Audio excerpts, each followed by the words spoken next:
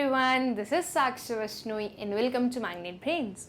कैसा चैनल जहाँ पर आपको मिलते हैं 4 to 12 क्लास तक के सारे सब्जेक्ट्स के वीडियोस बिल्कुल free of cost. So students, अब हम क्या पढ़ने वाले हैं? अब हम पढ़ेंगे emergence of macro economics. Macro economics कैसे इमर्ज हुआ हम वो देखेंगे। इसके पहले वाले वीडियो में हमने ग्रेट डिप्रेशन पढ़ा था। आई होप कि आप लोगों को अच्छे से क्लियर होगा great depression of 1929। Okay, now students, emergence of macro economics पढ़ाने से पहले मैं एक इकोनॉमिस्ट के बारे में आप लोगों को बताऊंगी। वो है जॉन मेनार्ड कीन्स। ओके, इनका बहुत ज्यादा कंट्रीब्यूशन है हमारे मैक्रो इकोनॉमिक्स को डेवलप करने में। ठीक है, इसलिए हम पहले इनके बारे में पढ़ेंगे, इनके बारे में। ठीक है, और फिर उसके बाद में हम इसी पर्टिकुलर लेक्चर में कंटिन्यू करेंगे हमारा इमर्जेंस ऑफ मैक्रो इकोनॉमिक्स की मैक्रो इकोनॉमिक्स कैसे इमर्ज हुआ है। ओके, तो चलिए स्टार्ट करते हैं विथ हमारे जो ये इकोनॉमिस्ट हैं, जो ये ग्रेट इकोनॉमिस्ट हैं, उनके बारे में जानने से। ठीक है, सो जॉन मेनार्ड कीन्स एक ब्रिटिश इकोनॉमिस्ट थे। कौन से? ब्रिटिश इकोनॉमिस्ट थे जो कि बॉर्न हुए थे 1883 में। ठीक, हम इनके बारे में पढ़ क्यों रहे हैं? बिकॉज भाई इन्हीं के कारण से तो हमारा जो मैक्रो इकोनॉमिक्स है वो जनरेट हुआ या वो इमर्ज हुआ, इसलिए इनके बारे में थोड़ा पढ़ना जरूरी है कि ये कौन थे। Okay, so he was educated in the King's College Cambridge, United Kingdom and later appointed as dean. अब ये जो पर्टिकुलर है इसमें मैं कुछ समझा तो नहीं सकती, राइट? इसमें कुछ ऐसा समझाने लायक है भी नहीं कि मैं भैया एग्जाम्पल दे दूं या कुछ कर दूं तो आप लोगों को समझ में आ जाए। ये एक सिंपल सी उनकी जो बायोग्राफी है वो है छोटी सी, उसे हमें एज इट इज ही पढ़ना पड़ेगा, राइट? तो ये इनकी जो एजुकेशन थी वो हुई थी किंग्स कॉलेज जो कि कैम्ब्रिज में है वहां से, और बाद में ये उसी कॉलेज के डीन बन गए थे। ठीक है, apart from being a sharp intellectual, he actively involved in international diplomacy during the years following the First World War। देखो, ये सिर्फ ऐसा नहीं कि इकोनॉमिस्ट थे तो सिर्फ वो पढ़ाई में ही रहे हो, इनके और इंटरेस्ट क्या थे? तो उनमें से वो था एक इंटरनेशनल डिप्लोमेसी में भी वो इन्वॉल्व थे कि ठीक है, वर्ल्ड वॉर 1 के बाद में या वो जो ईयर्स थे उसमें इन्होंने इंटरनेशनल डिप्लोमेसी में भी इन्वॉल्व रहे थे ये। ठीक है, His book General Theory of Employment, Interest and Money 1936 is regarded as one of the most influential economics book of the 20th century।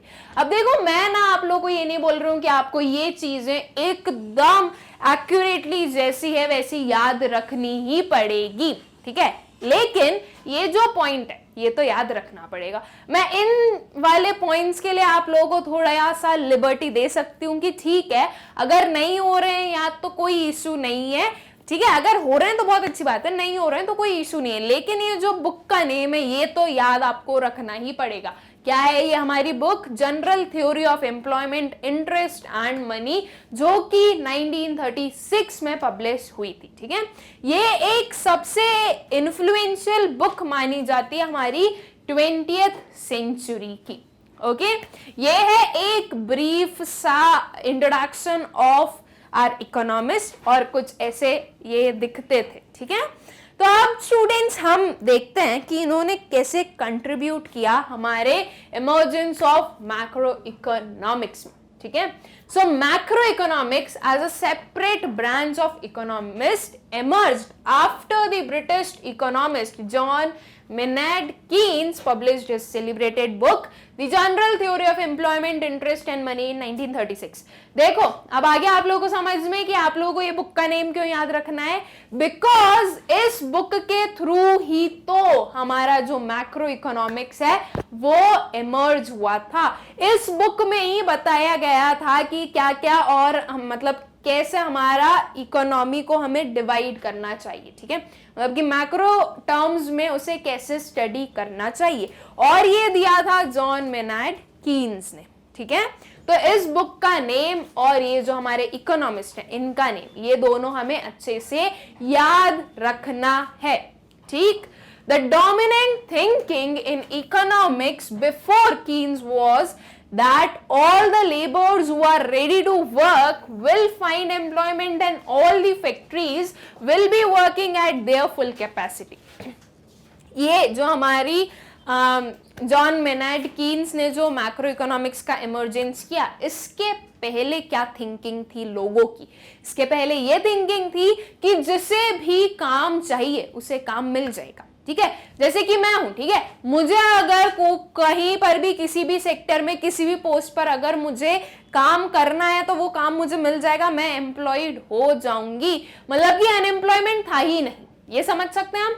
Unemployment हम किसे बोलेंगे कि यार जिसे काम की नीड है लेकिन काम नहीं मिल रहा है वो अनएम्प्लॉयड है, लेकिन जिसे करना ही नहीं है वो एक अलग चीज हो जाती है। लेकिन उस टाइम पर हम ये मानते थे कि जिसे काम चाहिए उसे काम जरूर मिल रहा है, और जो हमारी इंडस्ट्रीज है ना वो उनकी फुल कैपेसिटी पर प्रोडक्शन चल रहा है।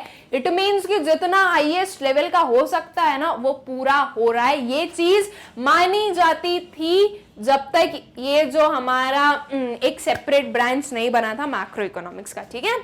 This school of thought is also known as the classical tradition, ठीक है।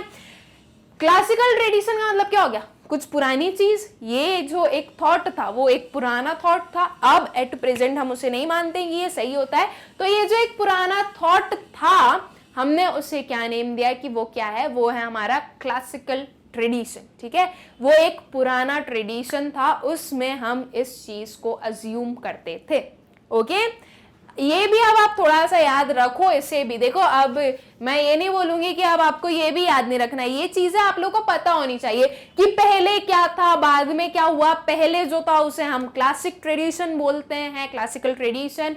अब जो है वो क्या है और क्यों ये इमर्ज हुआ, ये सारी चीजें पता होनी चाहिए आप लोगों को, ठीक है। सो आई होप कि इतनी चीजें आप लोगों को अच्छे से क्लियर होगी। देखो इसमें कुछ भी बहुत ज्यादा टफ तो है नहीं, ये एक सिंपल सी जो चीजें लिखी हुई है वो भी इतनी सिंपल इंग्लिश में है कि हम उसे इजीली समझ सकते हैं, है ना। अगर मैं नहीं पढ़ाती तो भी आप उसे इजीली समझ सकते थे, ऐसा मुझे लगता है और ऐसा सही भी है। बाकी मैं तो पढ़ाऊंगी बिकॉज मेरा काम है कि मैं आप लोगों तक एक पूरा जो हमारा सीक्वेंस है, हर एक जो चैप्टर है उसे कंप्लीट करवाऊं। ओके, सो अब देखो यहाँ पे आई ग्रेट डिप्रेशन की बात। क्यों मैंने ग्रेट डिप्रेशन आप लोगों को पहले पढ़ाया?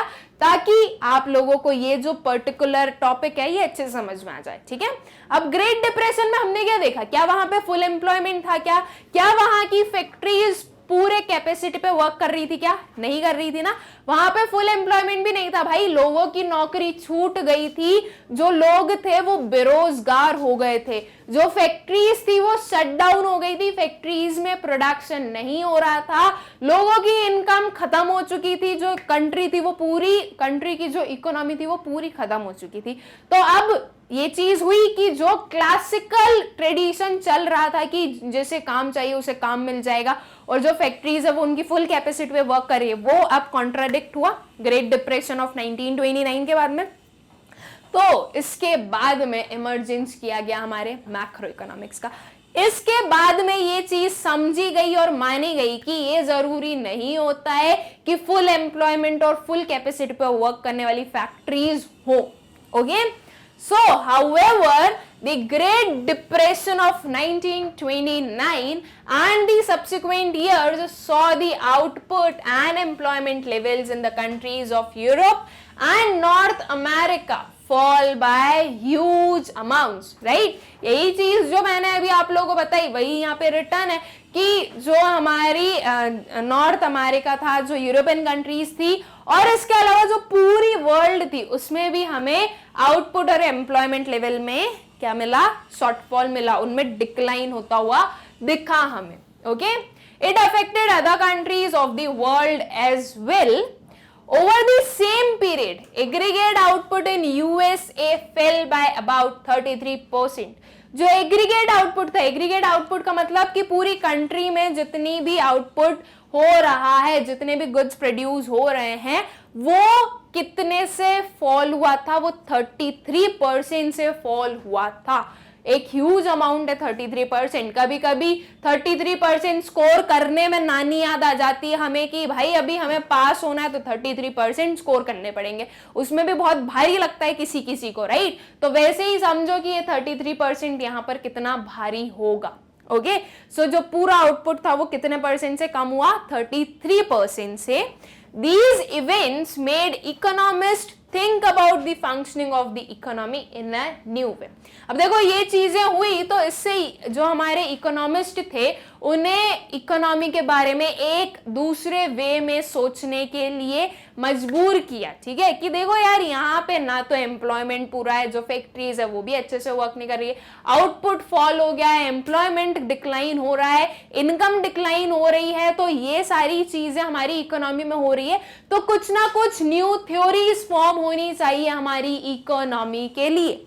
इसलिए ग्रेट डिप्रेशन के बाद में जब ये सारे इवेंट्स देखे गए तो इसके बाद में हमारे मैक्रो इकोनॉमिक्स को हमने इमर्ज किया, या मैक्रो इकोनॉमिक्स हमने नहीं, हम तो थे ही नहीं तब, किसने इमर्ज किया या किसने उसमें कंट्रीब्यूट किया सबसे ज्यादा, जॉन मेनार्ड कीन्स ने। Okay, the fact that the economy may have long lasting unemployment had to be theorized about and explained, ठीक है, इसे theoretically बताना जरूरी है कि अनएम्प्लॉयमेंट जो है वो एक लंबे टाइम तक हमें देखने को मिल सकता है, और अनएम्प्लॉयमेंट जैसी चीज भी कुछ होती है, इससे हमें theoretically बताना बहुत जरूरी था और एक्सप्लेन करना भी बहुत जरूरी था।